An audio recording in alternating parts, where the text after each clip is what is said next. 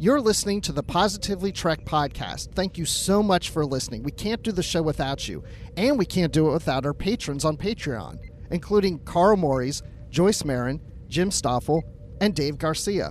So if you would like to also contribute to the show, go to patreon.com/positivelytrek. You'll get early access to episodes, exclusive content, shoutouts, and associate producer credits are available as well. So again, thank you so much, and let's get on with the show.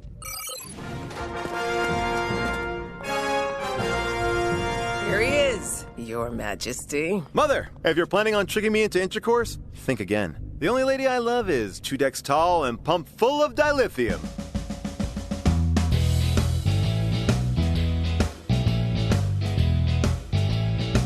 Here we go, folks. Episode 7 of Season 2 of Star Trek Lower Decks. I'm one of your hosts for the Positively Trek Lower Decks review show, Dan Gunther. And with me, as he is every week, is the wonderful, the intelligent, the erudite, the terrific Bruce Gibson. Bruce, how's it going today? Yeah, I'm doing great. I have to live up to all of that now. You do. You constantly do. So no worries on that count. Okay, good. Well, we're talking about, like I said, episode 7 of season 2, and the episode is called Where Pleasant Fountains Lie, which is where I want to start this title, continuing the Star Trek tradition of Shakespearean titles, which I really love. Where Pleasant Fountains Lie. I'm wondering, Bruce, do you know where that title comes from? I'm going to say from Shakespeare. You are correct. But I'm going to say, I don't know. It's actually from his poem Venus and Adonis. And you want to hear some racy Shakespeare. If you know this title in the context of the quote that it's from, you would know what this episode's going to be about, and you would know to expect some raciness, because I've got the quote here, and it's one of those Shakespearean things that, like, when I read it, I do have to fan myself a little bit, because there's some stuff in this poem. Well, now I'm really interested to have you read that to us. All right. Well, this is the moment where my English teacher persona gets to come out, and I'm so happy about this. So, here's the quote where it's from, and this is I believe Venus speaking here. "Fondling, she saith, since I have hemmed thee here within the circuit of this ivory pale, I'll be a park, and thou shalt be my deer. Feed where thou wilt, on mountain or in dale, graze on my lips, and if those hills be dry, stray lower where the pleasant fountains lie." I think my wife said that to me once. Dang. No, I wish.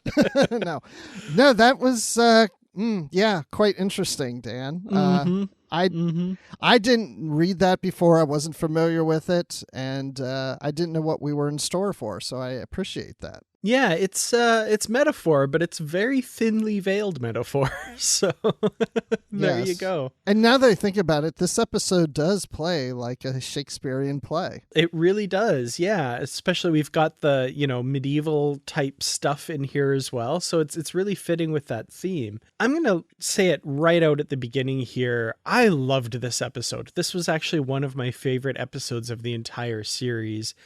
There's so much going on here. We got to focus on Billups, who's been one of my favorite characters, kind of a minor background character. The chief engineer, but never really focused on up till this point. I think my favorite episode last season was probably the one where he was focused on most, Crisis Point. But this one, we get a real story here with the introduction basically of who I would see as the Lwaxana Troi of this series, the meddling mother who apparently visits quite often. She does remind me of Lwaxana Troi. I did have those thoughts too. Billups and that whole family thing, never, ever, ever would I have ever expected that to be his backstory. Right? So yeah, he's apparently the heir apparent to the kingdom of this planet that has been settled by Ren Faire types, as they say in the episode. And they've modeled their entire society on, think of it as basically like medieval times at the Excalibur Hotel in Vegas or something like that. Like that's what this felt like to me. But it's a lot of fun. I love this whole society. I'd love to check it out and hang out there for a bit. And, you know, Billups says he doesn't want to be the prince. He doesn't want to be the king. He doesn't want to inherit the throne. He doesn't want a palace with dragons as pets and all the mutton he can eat. He would rather be an engineer. And I don't know, I gotta say, a palace with dragons and all the mutton I could eat, that doesn't sound too bad to me. No, I guess the grass always looks greener on the other side. But anyway, I just think it's so funny because we haven't known that much about this character. And he just seems like a basic guy, you know, nothing all that interesting. But then we find out that he's from royalty, and not just that, but from, like you're saying, dragons and things, like all this medieval stuff. And it's like, he's like, was he a king or a prince or something? Mm-hmm. Yeah, he's the crown prince. Crown prince. In order to claim his throne, he needs to lose his virginity. That's what his mother is trying to get him to do, basically. Wasn't Loxana Troy doing that with Deanna? This is exactly the point that I made last night. Yeah, it's kind of in a more roundabout way. You know, she just wants her to get married, in quote marks. But yeah, it feels like their end goals are pretty much the same. First of all, I'm not surprised that Billups is a virgin. So that part doesn't surprise me for whatever reason.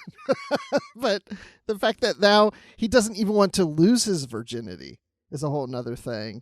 And that his family's pushing him to do it. It's just hilarious. Well, it's really fitting with his background that we've known so far. I mean, obviously, who could guess that he'd have this like kind of royal lineage or anything like that? But I'm thinking back to the very first episode of Lower Decks before we'd even really met Billups. But Ensign Barnes told Ensign Rutherford about Billups that knowing how to talk to women is kind of that guy's final frontier. So, right. You know, he's always been awkward around the opposite sex, apparently. So, you know, now we know why. And when I see him, he doesn't have a royal mustache, you know? It's very Magnum PI to me. I kind of like it. It kind of fit. Like so there's the scene in the ready room where they're slowly like putting all the accoutrements on him to make him more kingly. And I'm like, actually, yeah, the mustache kind of fits. Like, especially when they slick his hair back and he looks a little bit more kingly at that point. But then you have the guy that has like the more Errol Flynn type mustache, you know? Mm-hmm. It looks more like, yes, a medieval knight with his mustache, and he's going to take his sword and fight and whatever. Definitely a look to him here, and he's giving Billups quite a few looks in this episode too, but we'll get to that. We'll get to that whole story. I should kind of talk about the very beginning where basically they're removing a sentient computer from this planet, and this evil computer called Agimus, and it's responsible for manipulating the society to fight a war and all this stuff. But at least we didn't, you know, worship the supernatural or anything like that. Now, of course, the biggest thing with regards to this computer is he is played by none other than Jeffrey Combs, returning to Star Trek as this evil computer. Bruce, how did you feel hearing Jeffrey Combs, Weyoun, Shran, Brunt, all these famous characters, this voice coming from this computer? It was a humorous moment because when I went to play the episode, I knew Jeffrey Combs was coming up on an episode, but I wasn't thinking at the time when I started playing this episode, oh, this is the one that he's in. But as soon as I heard his voice, I'm like, oh, there he is. There's Jeffrey Combs. I mean, right away. Noticed it immediately. And I thought, he's got to be one of these guys now. We have to fit him into every new Star Trek going forward in some manner. I hope so. I'm so happy to get him back here on Lower Decks, but I would absolutely love to see him back in live action Star Trek at some point. I'm not saying this is any kind of lesser thing or anything like that. He does a really great job here in this episode, and I'm so happy to have him here. But we need him in prosthetic makeup as some alien and on screen in Star Trek again. Yeah, because we never saw him in Discovery, right? No, not yet. So that's the thing, because he's been in so much Star Trek, it just makes sense that you have to fit him into every series at least once, right? So we have to get him in Discovery. We have to somehow get him in Picard and just keep going and going. Definitely. And then, they need to do another remaster of the original series and just put him in the background as an Andorian walking by or something like that. Yes. He was never in TNG, was he? Or what? No. No, he wasn't. Okay. So no, never in TNG. He was apparently up for the role of Riker alongside Jonathan Frakes. I've heard that. All right. So we'll have to superimpose him in TNG, the original series, the animated series. Just keep going. There we go. Yeah. TAS. We got to get him in there as well. And all the movies. So apparently they're going to transport this Agimus computer to the Daystrom Institute back on Earth, and Mariner gets the duty to do that. Meanwhile, Boimler, he's proudly brandishing a phaser rifle because he has duty to wrangle large centipedes on a planet called Dansk, apparently. But he gets last-minute change of orders and has to accompany Mariner with Agimus to the Daystrom Institute, which he's not exactly happy about. He was excited to get his hands dirty doing wet work, like he says he did on the Titan. But now he's reassigned and goes with Mariner, and they're taking him. They encounter an anomaly and crash on a planet. Like I said, I love this episode, but this kind of clash between Mariner and Boimler, at first, when I'm watching this, I'm thinking, this again? We've got them bickering and arguing and fighting again. Is this really where the episode's going here? Well, that kind of sounds like my life. Well, no, I'm just saying it's like people that I've known that would bicker and argue, and then they're getting along, and then they start again. Like, really? Are we going there again? That's kind of what it reminds me of. I did have that thought, but as the episode goes on and we get the kind of twist in that story, which we'll get to, I'm feeling a lot better about this. But up until that point, we have them on this planet, and clearly this Agimus computer keeps trying to get access to a network, keeps trying to get control over some sort of network so it can gain power, obviously. And it seems to be working on Boimler. Boimler says, well, we do need it. Maybe we can use it to power up this ship. And Mariner's like, are you crazy? We can't do that. It's trying to pit us against each other, all this stuff. And this kind of rivalry keeps building up. Like I said, I'm kind of getting a little annoyed by it that, haven't we covered this ground before? But we do get the twist, which I do have to admit I did see coming. It turns out that Boimler was playing the computer this whole time and didn't actually give it the power it wanted. It was just playing along and pretending to fight with Mariner. And during this, we also get the revelation, which actually annoyed me, that Mariner did get Boimler reassigned from the mission that he wanted to go onto this mission. I love Boimler in this episode. I think he does an amazing job here of carrying out his duty and making this computer believe that he's on his side. But Mariner, I have to say, disappointed me a bit this week. Yeah, I have to agree with that. I mean, she's, I think, looking out for the best interest of Boimler. But Boimler finds out from this computer about what really happened and was upset about it.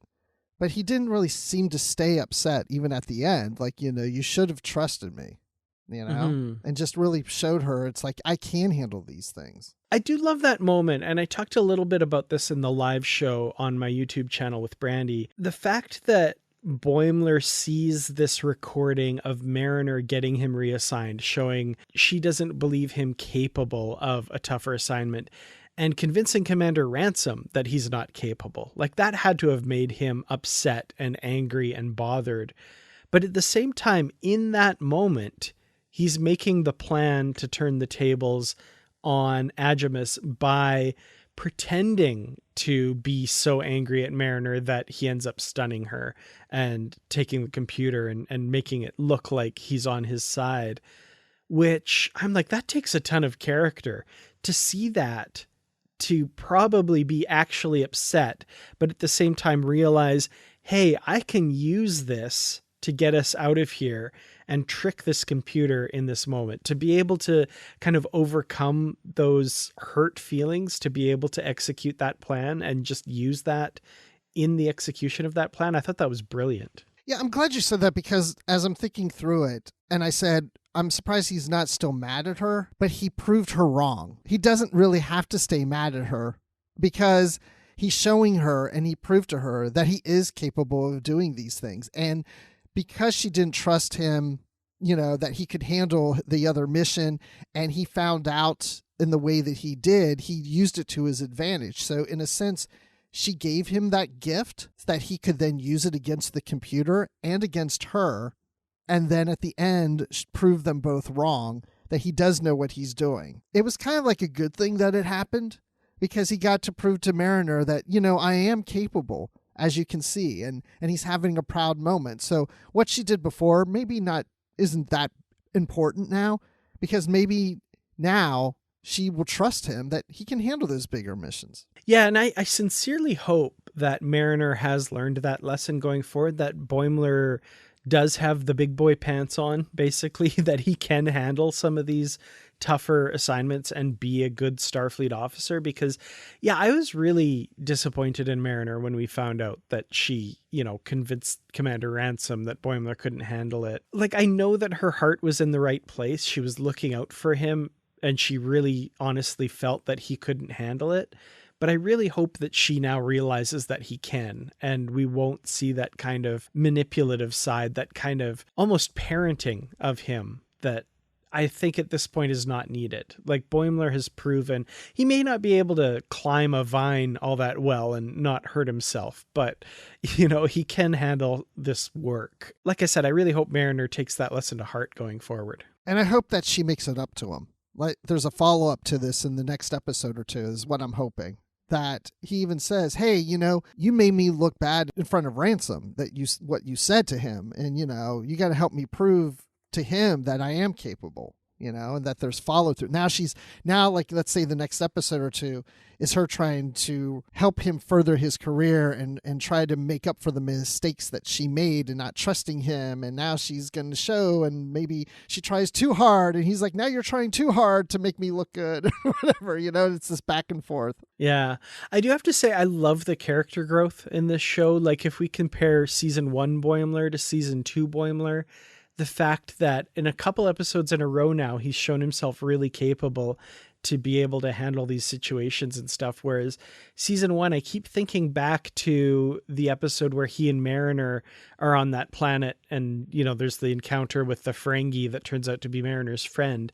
That whole thing where he was so discouraged that he couldn't do these things and wasn't as capable as Mariner, to where we have it now, where he really is getting to be almost as capable as Mariner herself is. And in this particular episode, Mariner doesn't clue in. Boimler does execute this plan, and Mariner's the one that kind of has to catch up a little bit at the end, which was a nice little turn of the tables, that she wasn't really aware of what was actually happening, but Boimler had it all in hand the whole time.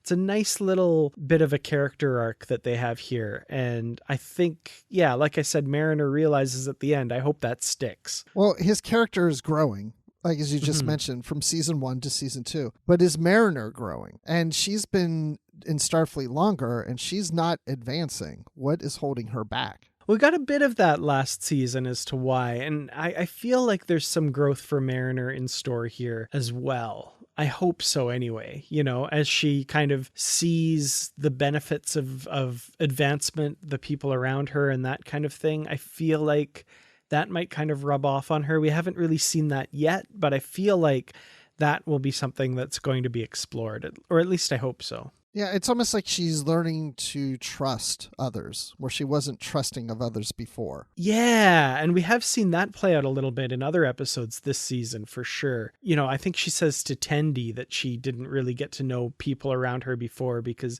they'd always be promoted and leave her and that kind of thing. So she kind of keeps herself a little secret. She said something similar to Boimler, I think, at one point as well. Yeah, we're seeing that kind of that facade she keeps up cracking a little bit as she becomes closer with these friends and stuff. So I think that's a good insight. I think that might be kind of where her character's headed. Yeah, she might be starting to realize, and maybe this is the growth that we are starting to see. She'll start to realize more and more that she should trust in her friends and know that she can trust in them to help her, that those trust issues were always the thing that held her back. Other people that she served with have maybe moved on into higher roles because they can work together as a team. But because of her trust issues, she never seemed to work well with others. But she's learning from this group of friends that she can work with others and be part of a team and therefore be respected, and then she'll get the promotions that she deserves. Yeah, that could be. As long as she wants those promotions, because, I still think she's kind of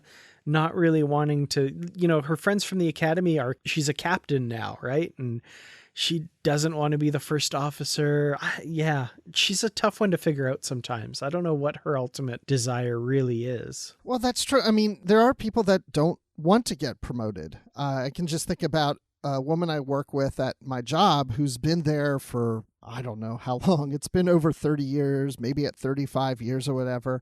And at one point she was reporting to me, and I had to make a decision of possibly hiring or promoting someone to a more managerial role. And she was obvious choice. She's been there forever. She knows the insides outs of everything, and she gets along with everybody. And she's like, nope. I never want to be promoted. I'm not interested in managing people. I just want to do my job. There's just people who just want that in their life. The promotion isn't a big deal for them for whatever reason. And maybe that's like Mariner in a sense, that for whatever reason, she doesn't want to get beyond where she is. She's perfectly comfortable where she is for whatever reason. I don't know. And hopefully we'll find out more about that. Well, they, like I said, Boimler pulls one over on Agimus and plugs him into the dimmer switch instead of the navigational controls, which allows him to access his battery, and they signal for rescue, and they get rescued by some Starfleet officers in a runabout and manage to pack Agimus away at the Daystrom Institute in what they call the self-aware megalomaniacal computer storage section alongside a ton of other computers that are, sentient and believe themselves to be all powerful, and they're going to take over the Federation and Starfleet and all this stuff. I didn't catch this, but somebody did. One of the computers, I did pause it to try and see if any of these computers were familiar in any way. I didn't see anything, but apparently one of the computers does have the CBS logo on it. So there you go. Oh, man, I missed that. When I saw that fly by this morning, I was like, I didn't pause it or anything. I was just looking real quick. I'm like, is there some kind of Easter egg here? And I didn't pick up on anything. But okay, now, yeah, I definitely want to go back and look for the CBS logo. For sure. Yeah, me too. Multiple people have seen that, so it's definitely there. I'd like to go check it out, though. It was apparently blue, yes. Now that I'm thinking about it, I think I do remember seeing it. Just didn't hit me at the moment. But now I'm remembering that, yeah. So, we've got this Jeffrey Combs computer locked up at the Daystrom Institute. I hope we see Jeffrey Combs again. I don't know that we'll see this particular computer again. That might be interesting if that happens, but hopefully we do see Jeffrey Combs himself again. I have a funny feeling we will, but I have no idea. Well, let's jump back to the other story with Billups and the Hyperions and their whole wanting him to be on the throne of the kingdom, the mother trying to manipulate him into basically having sex. So he's brought on board the Hyperion ship as an engineer because apparently they have engine trouble. And they don't call it a warp drive. I think they call it like the Dragon's Fire drive or something like that. They have all these different names they change to make it more sound like magic instead of technology. One of my favorite parts was Rutherford trying to kind of play along. He's like, oh yeah, the elf circuit require, and Billups is like, no, don't do that. Don't do that. Right. Because you're just going to get it wrong. You're just going to embarrass yourself. But it's kind of cool to put little nicknames to stuff like that. Make it sound less sciencey and more magic. That's kind of fun. Yeah, that's kind of cool, I guess. So, for example, the primary fusion reactor is called the Dragon's Blood Flame. Eventually, Billups realizes there's kind of a deeper problem, and he says they'll have to do... This is the first slide where I was like, whoa. Billups says, we'll just have to run a full diagnostic from the bottom up.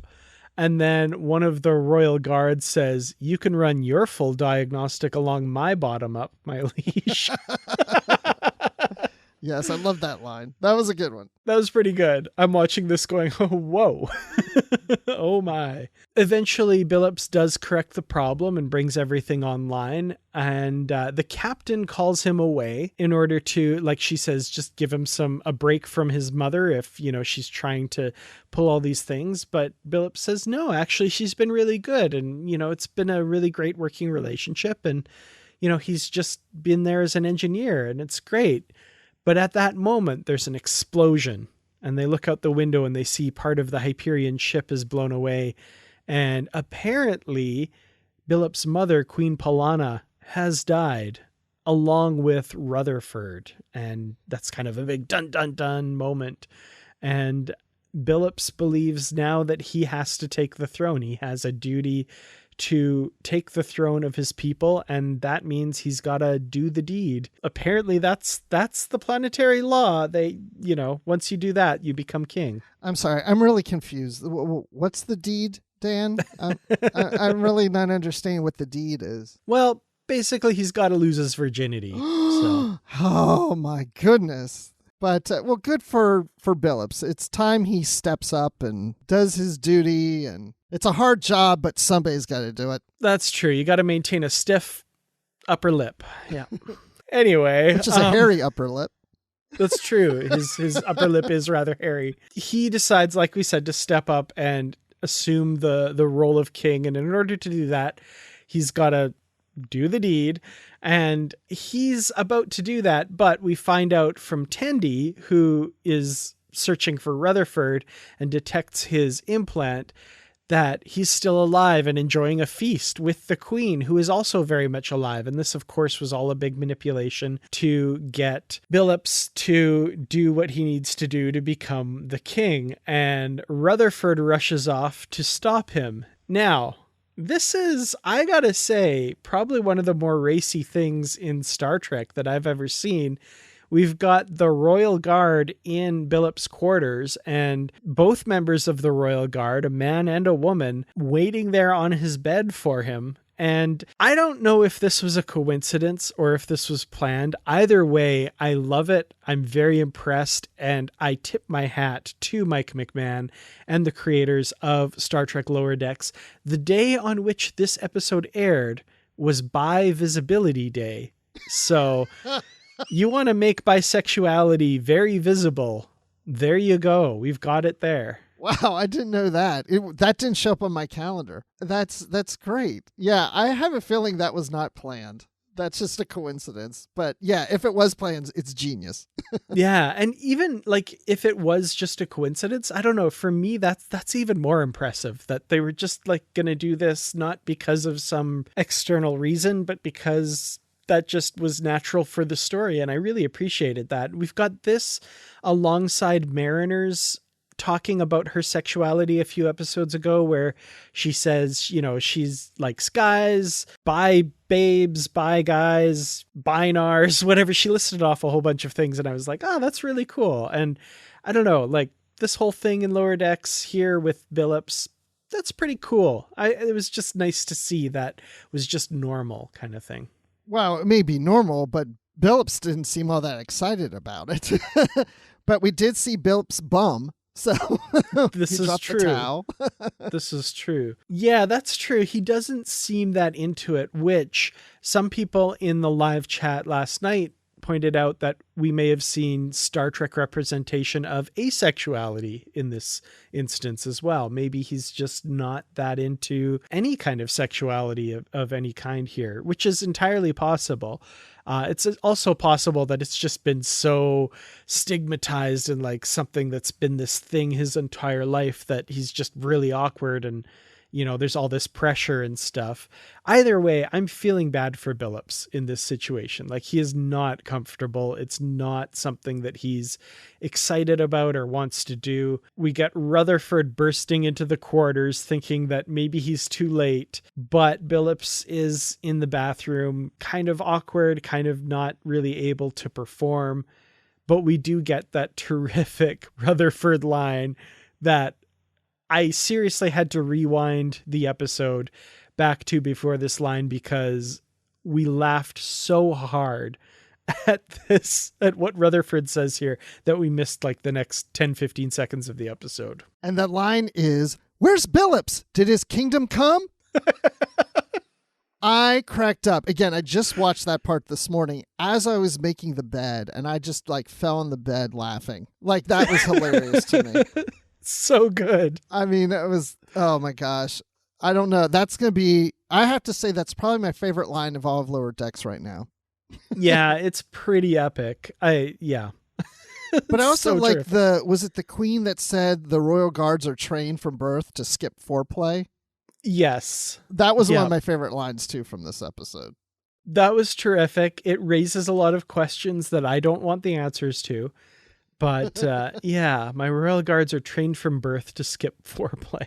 Because it's going to happen man. quick, people. Go right Mhm. into it. Maybe that's what Billups needs, right? That's why he can't get into this, because he needs that foreplay. Maybe. But I think the real reason Billups doesn't get into it, we see at the end, right? Where Rutherford is able to convince him that this was all a ruse, or not convince him, just tell him. And Billups is like, oh, for crying out loud, of course it is. And he confronts his mother. And he says to her, I love Starfleet, okay? And I don't want to live in a castle with pet dragons and all the mutton I can eat. You need to accept that I'll be a virgin for the rest of my life. He loves being an engineer, and he doesn't want that to change. And nothing his mother does is going to get in the way of that.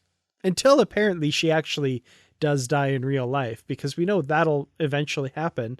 And when that happens, it looks like Billups wants to step up to be the king. So just not right now. You know, he can't do it right now. Well, so yeah, like we said, that he's going to be an engineer for the rest of his life. He doesn't want to become the king. And his mother says, well, we'll see about that. So I've got to ask, do you think we're going to see Queen Paulana again? Do you think this is something they're going to revisit? I sure hope so. I think they will. I mean, maybe not this season, but in the next season, I would really hope that they would go back to this at least once more. It's so funny. It's so creative. I'm just thinking about work, you know, and I've worked at different companies with different engineers, and it would be funny to find out that some of those engineers come from royalty like this, you know, because some of them just don't seem like, you know, they just seem like a regular basic guy, nothing probably all that interesting in their lives or whatever. And then to find something out like this would just blow me away.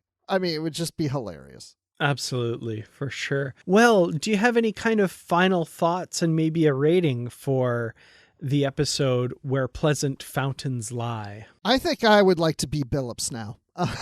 Well, no, I wouldn't make the same choice as Billups has, but I enjoyed this episode. This is a hard one for me to really rate because, like I said, I watched in bits and pieces, so I didn't get to watch it through once, so it felt more like I was watching clips of an episode.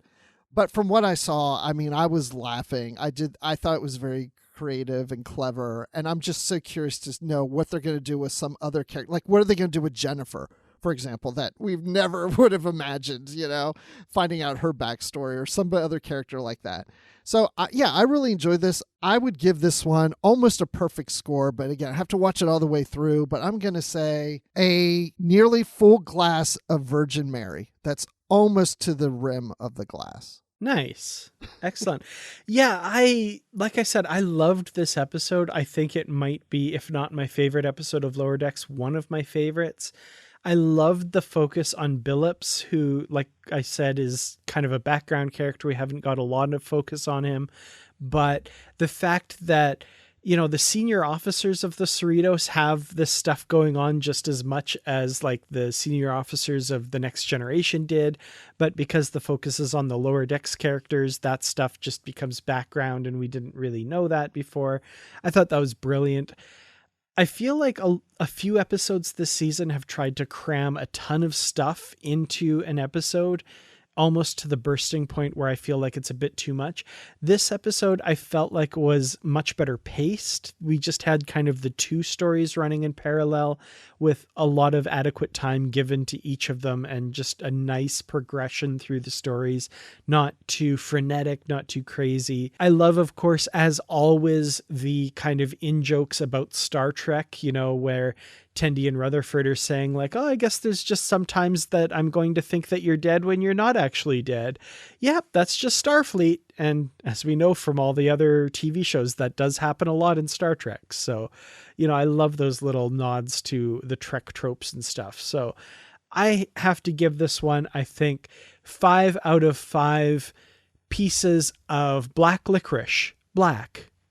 Which I don't actually mind. Licorice is okay. I don't hate it as much as Mariner does. Oh my gosh, I worked at this company one time where this receptionist had a small bowl of these little triangles, like little tiny triangles of hard candy, and they were black. And some of us were standing around, we were like, what is that? And she goes, it's black licorice. And we're like, oh, that's really interesting. And she goes, try it. It's really good. I love these. And we all popped in our mouths, and we were spitting them out. It was one of the worst things ever. And she goes, everybody has that reaction when they eat them, but I love them. And I'm like, I don't think I've had black licorice since, because it was so bad. It's just, that's what just reminded me of. By the way, this planet also reminded me of Ceti Alpha 5 and the Botany Bay. I kept thinking, like, that's not what this is, right? And it isn't, but boy, it sure as heck looked like a lot like that Star Trek 2. I had that same reaction as well. I was wondering at first when, they open the hatch and the wind blows by and stuff, and I was like, oh, that looks familiar. But yeah, I guess not, but it was evocative of that for sure. Yeah, especially when they got to that ship. It looked like the side door, they were going, I'm like, that's not the Botany Bay, is it? Come on. Well, if you have any thoughts on this episode that you'd like to share with us, please reach out to us. We can be found at positivelytrek@gmail.com. You can also reach us on Twitter @positivelytrek. Or our Facebook discussion group, the Positively Trek discussion group. Just search for that. We will let you right in. And if you'd like to help out the show, patreon.com/positivelytrek. We really appreciate all of our Patreon supporters. Thank you so much for helping us bring these episodes to you. Bruce, where can you be found online? I'm on Twitter at Admiral_Rex. That's Admiral with the underline Rex. And then occasionally on the Star Wars Report and Literary Treks. Excellent. You can find me on Twitter at Kertrats, KERTRATS, youtube.com/Kertrats Productions, and anywhere you can find Kertrats or Kertrats47, that's probably me. Well, thank you all so much for listening this week. We'll be back next week with the next new episode of Star Trek Lower Decks. In the meantime, look for our flagship show coming out soon as well. And until then, as always, stay positive.